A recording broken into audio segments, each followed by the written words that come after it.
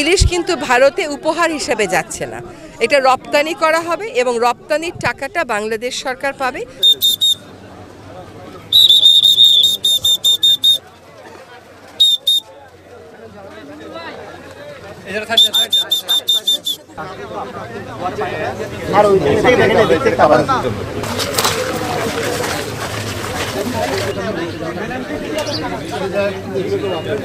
আমার সাথে আছে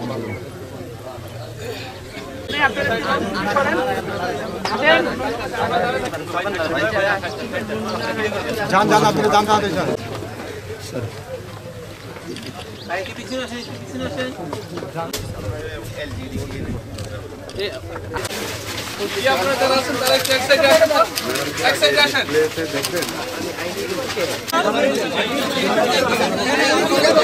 পরবর্তীতে আমরা এই জমিটা কিভাবে ব্যবহার করব।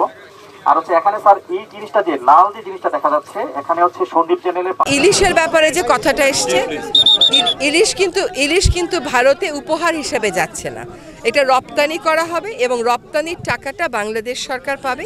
সেটা খুব ছোট করে দেখার মতন টাকা না। আর দ্বিতীয় বিষয় হচ্ছে যে বাংলাদেশ থেকে ইলিশ চলে গেলে এখনো তো যায়নি, গেছে, খালি একটা সিদ্ধান্ত হয়েছে, তার আগেই তো দাম বেড়ে গেছে।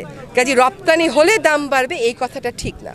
2 নম্বর কথা হচ্ছে যেটা বিবেচনায় এসছে সরকারে, সেটা হচ্ছে যারা এই ইলিশটা চাচ্ছেন তারাও কিন্তু এই বৈষম্য বিরোধী ছাত্র আন্দোলনে ওই পারে থেকে অনেক সমর্থন দিয়েছেন, সেটা আমরা সকলে দেখেছি।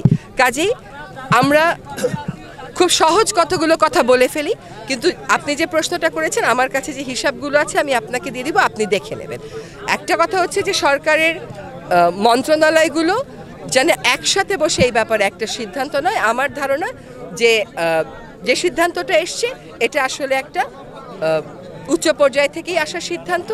এটা হচ্ছে আমরা সবসময় মনে রাখতে হবে যে আমাদের প্রতিবেশীর সাথে অনেক বিষয়ে আমাদেরকে আলাপ আলোচনা করতে হবে। আমরা সেই আলোচনার দ্বারটা ছোট ছোট বিষয়ে বন্ধ হয়ে যাক, এটা চাই।